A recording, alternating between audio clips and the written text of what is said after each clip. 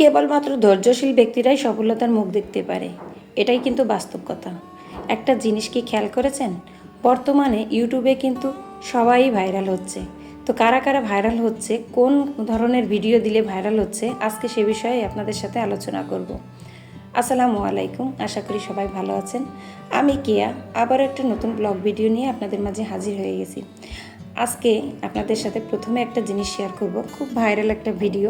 তো এটা বেশ ট্রেন্ডিংয়ে চলছে, আমার কাছেও ভালো লেগেছে। তো আমি একটু ট্রাই করলাম, দেখা যাক হয় কি না শেষ পর্যন্ত। আর আমার এই ভিডিওটা যদি কারোর কাছে ভালো লাগে অবশ্যই একটা লাইক দিয়ে দিতে পারেন। নতুন বন্ধু হলে সাবস্ক্রাইব করে পাশে থেকে যেতে পারেন এই ধরনের নতুন নতুন ব্লগ ভিডিও পেতে। তো দেখতে পেয়েছেন আমি এখানে একটা কাচের গ্লাস নিয়েছি, আর কাচের গ্লাসটা ভর্তি করে নিয়েছি পাথর দিয়ে। আর এই পাথরগুলো কিন্তু বিভিন্ন কালারের। আর এখানে একটা কটন বাড দিয়ে দিলাম, আর কটন বাডের উপরে তেল দিয়ে দিলাম। এখানে যে কোনো তেল ব্যবহার করতে পারেন, ঘি ব্যবহার করতে পারলে সবথেকে ভালো হয়। আমার কাছে ঘি নেই, তাই আমি এখানে রান্নার তেল ব্যবহার করলাম। আর এখন আমি এই যে কটনের উপরে একটু মোমবাতির মতো জ্বালিয়ে দিব। আসলে এটা আমি যেটা করতে চেয়েছিলাম সেটা হয়নি, কিন্তু আমি যে ভিডিওটা দেখেছিলাম সেটা কিন্তু অপূর্ব লেগেছে আমার কাছে। এরকম কটন বাটে যখন আগুনটা ধরিয়ে দেওয়া হয় বেশ খানিকটা সময় চলে, তো মোমবাতির মতো জ্বলে। আর যখন এই আলোটা, এই যে দেখেন আমি কিন্তু আলোটা নিভিয়ে দিয়েছি। আলোটা নিভিয়ে দেওয়ার পরে এই যে পাথরগুলো কিন্তু অনেক চকচক করে, কিন্তু আমি জানি না আমার এখানে একদম চকচক করিনি, একদম ভালো দেখা যাচ্ছে না। তো যাই হোক, আমরা আসলে সবসময় যা দেখি সঠিক সেটা কিন্তু সঠিক হয় না। আমার এখানে যখন আলোটা নিভিয়ে দিলাম একদম কেমন যেন একটা হয়ে গেছে, একদম ভালো লাগেনি। যাই হোক, এখন ভাইরাল ভিডিও বাদ দিয়ে আমি আমার সাংসারিক কাজে চলে আসি। আমি মাঝে মাঝে আমার একটা স্বভাব আছে, আমার ঘরের জিনিসপত্র সব এলোমেলো করি, উলটপালট করি।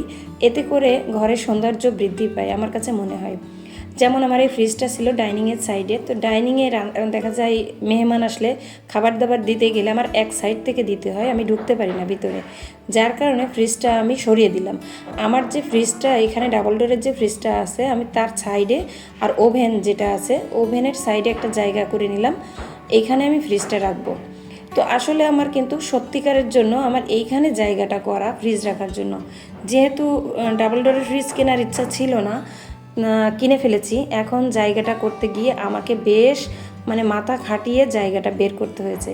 ওভেনটা একেবারে রান্নাঘরের এদিকে দরজার সাইডে চলে আসছে, তারপরে চাপাচাপি করে যাই হোক জায়গাটা করে নিতে পেরেছি।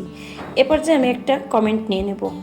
নাহিদা ব্লগ আইডি থেকে আমার প্রিয় আপু জানতে চেয়েছেন যে আমার এই ডাবল ডোরের ফ্রিজ কেমন আর কি বিল কেমন আসে সেটা যেন জানাই। তো আসলে আপু, আমি এই জুন মাসে আমার এই নতুন ফ্রিজের বিলটা আসলো। আমার কাছে মনে হচ্ছে আমার কাছে ফ্রিজের বিলটা একটু বেশি এসেছে। এখন জুন মাস ক্লোজিংয়ের মাস, সেজন্য কি না জানি না আমার বিল সবসময়ের জন্য আসে 1500, 1600 এরকম, 1700 এর উপরে যায় না। কিন্তু এবার আমার 3000 টাকা বিল এসেছে।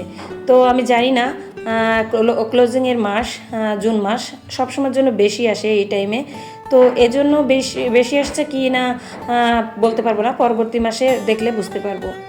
আর এদিক দিয়ে আমি ডাইনিং টেবিলটা একটু মিডিল পজিশনে নিয়ে নিলাম, এতে করে আমার আর কি এই সাইড দিয়ে বা দুই সাইড দিয়ে ঢুকতে সুবিধা হবে।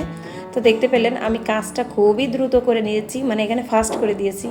তো সংসারের কাজগুলো যদি এরকম ফাস্ট ফাস্ট করা যেত তাহলে যে আমাদের কত ভালো হতো। আমরা একটা কাজ করতে গেলে কতটা সময় লেগে যায়, তারপরে অন্য কাজে যাই। তো যখন আমি ফাস্ট করে দিয়ে আমি নিজে দেখছিলাম, তখন আমার কাছে মনে হচ্ছিল যে আসলে এইভাবে যদি ফাস্ট করে কাজ করা যেত তাহলে আমরা গৃহিণীরা এতটা কষ্ট করা লাগতো না।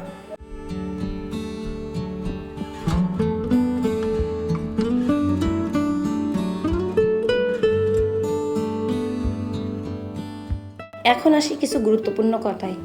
এখন কিন্তু অনেকে ভাইরাল হচ্ছে, যারা দীর্ঘদিন ধরে পরিশ্রম করেছে, ইউটিউবে কাজ করছে, একভাবেই কাজ করছে, একটা টপিক নিয়েই কাজ করছে, তারা কিন্তু ভাইরাল হচ্ছে। তো অনেকে আছেন অধৈর্য হয়ে চলে যাচ্ছেন, ইউটিউব ছেড়ে চলে যাচ্ছেন, কাজ করতে চাচ্ছেন না। তো তাদেরকে বলবো ধৈর্য ধরে কাজ করেন। দেখেন, যাদের 1000, 2000 সাবস্ক্রাইবার, তারা কিন্তু এখন অটোমেটিক তাদের ভিডিওগুলো ভাইরাল করে দিচ্ছে ইউটিউব নিজেই কিন্তু অন্যের কাছে ভিডিওগুলো পৌঁছে দিচ্ছে। সেগুলো দেখা যাচ্ছে যে আর কি নিজেদের বিজ্ঞাপন দেওয়া লাগছে না, ইউটিউব নিজেই বিজ্ঞাপন দিয়ে দিচ্ছে। মানে ভাইরাল হচ্ছে বলেই কিন্তু ইউটিউব এই ভাইরাল ভিডিওগুলো মানুষের সামনে নিচ্ছে, মানে আমাদের সামনে নিয়ে আসছে। আর আমরা সামনে আসার পরেই কিন্তু আমরা দেখছি যে দেখি কেমন ভিডিও এগুলো। যখন আগ্রহ করে দেখছি, দেখতে দেখতে দেখা যাচ্ছে একটা দুইটা ভিডিও দেখতে দেখতে ভালোই লেগে যাচ্ছে। এভাবেই কিন্তু ভাইরাল হচ্ছে। তো আমার অনেক প্রিয় আপুরা আছে, দীর্ঘদিন কাজ করেছে, 3-4 বছর দেখা যাচ্ছে কাজ করেছে, কিন্তু কোনো উন্নতি ছিল না। হঠাৎ করে কিন্তু তাদের ভিডিওগুলো ভাইরাল হচ্ছে, আর সাবস্ক্রাইবারও কিন্তু বেড়ে যাচ্ছে। তো আপনারাও বলবো ধৈর্য ধরে কাজ করেন, একই টপিক নিয়ে কাজ করেন। যে ভুলটা হয় আমরা টপিক চেঞ্জ করে ফেলি, এই টপিক চেঞ্জ করার কারণে কিন্তু ভাইরাল হই না।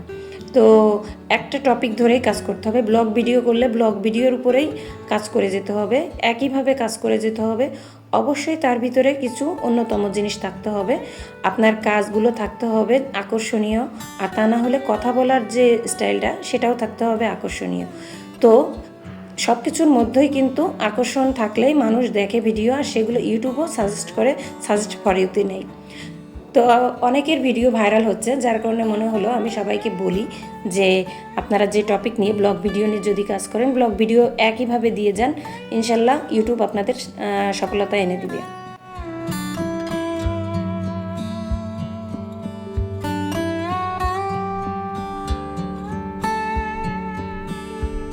আজকের ওয়েদারটা ছিল অনেক সুন্দর, এটা ছিল বিকালবেলা। তো বিকালবেলা ছাদে যখন উঠলাম, দেখেন মেঘলা মেঘলা একটা আকাশ, তারপরেও নিচের অংশটা অনেক সুন্দর, বৃষ্টি হয়নি কিন্তু আকাশটা অনেক অনেক সুন্দর ছিল। এদিকে আমি কাজে চলে আসছি। আমার ব্লেন্ডারটা এত এত পরিমাণে নোংরা হয়েছে, যেহেতু কিচেনে থাকে সবসময় তেল কাজটা পড়তেই থাকে, মাঝে মাঝে পরিষ্কার করি। আর এটা পরিষ্কার করার পরে আবার নতুন কিন্তু চকচক চকচক করে। এ পর্যায়ে আমি একটা কমেন্ট নিয়ে নেব। মুক্তি মৌ আইডি থেকে একটা আপু কমেন্ট করেছেন, আপনার কথা বলার ভাষা বেশি ভালো লেগেছে। অসংখ্য অসংখ্য ধন্যবাদ আপু, আমাকে এত সুন্দর একটা কমেন্ট করে আমাকে ভিডিও বানানোর উৎসাহ বাড়িয়ে দেওয়ার জন্য। আসলে আপনাদের এই কমেন্টগুলো আমাদের যে কতটা উৎসাহ বাড়িয়ে দেয় তো বলার মতো না। আমি কেমন কথা বলি আমি আসলে জানি না, কারণ এখনও পর্যন্ত আমি কথা বলতে গেলে উঁ করতেই থাকি, আমি নিজেও বুঝি। কারণ এটা হচ্ছে আমার একটা হ্যাবিট। আমি কথা স্বাভাবিকভাবে বলতে গেলেও আমার কথা বেঁধে বেঁধে আসে, দেখা যায় উঁ করতেই থাকি, ও কিন্তু চলেই আসে, আমি স্পিডে কথা বলতে পারি না। তারপরেও যেটুকু পারি আলহামদুলিল্লাহ ইউটিউবে এসে অনেক কথা শিখে গেছি, অনেক কথা বলা আর কি স্পিডটা বাড়িয়ে দিয়েছি। এখন কথা বলতে গেলে আগের তুলনায় অনেক কম বাদে। তারপরেও আপনারা যে প্রশংসা করেছেন, আপনাদের কাছে ভালো লেগেছে, এটাই আমাদের কাছে অনেক অনেক পাওয়া। তো দেখেন আমি এই যে ব্লেন্ডারের ভিতরের অংশটা পরিষ্কার করে নিচ্ছি। এটা হচ্ছে যে তুলি রং করা যে তুলি আছে, সেই তুলি আমার ছেলের তুলিটা বাদ হয়ে গেছে। তো এই বাদ দেওয়া তুলিটা দিয়ে আমি এর ভিতরটা পরিষ্কার করি। যখন এটা দিয়ে পরিষ্কার করি, এর ভিতরের খাদে খাদে যত ময়লা থাকে সব কিন্তু উঠে আসে। তো ব্লেন্ডার পরিষ্কার করার কোনো ব্যাপারই না, এইভাবে যদি পরিষ্কার করা হয় খুব সহজে অল্প সময়ের মধ্যে কিন্তু ব্লেন্ডার পরিষ্কার করা যায়। ব্লেন্ডার পরিষ্কার করতে করতে আরেকটা কমেন্ট পড়ে নিব। SM সালমা ব্লগ আইডি থেকে জিজ্ঞেস করেছেন, আপু এটা কি আপনার নিজের ফ্ল্যাট? হ্যাঁ আপু, এটা আমার নিজের ফ্ল্যাট।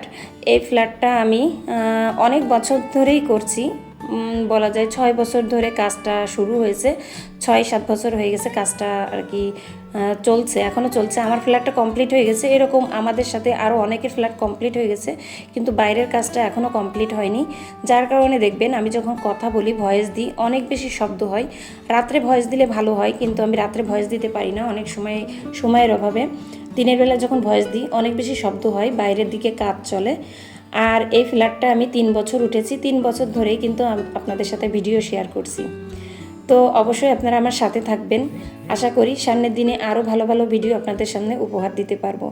তো কথা বলতে বলতে আমি কিন্তু এই সাইডটা, আমার চুলার এই সাইডটা আমি পরিষ্কার করে নিলাম, অনেক বেশি তেল কাজটা পড়ে, আর সাথে আমি চুলাটাও পরিষ্কার করলাম। আজকে আমি কোনো রান্নাবান্না আপনাদের সাথে শেয়ার করব না, আজকে শুধু এই ক্লিন করার আর কি কাজকর্মগুলোই, পরিষ্কার করার কাজকর্মগুলোই আপনাদের সাথে শেয়ার করব।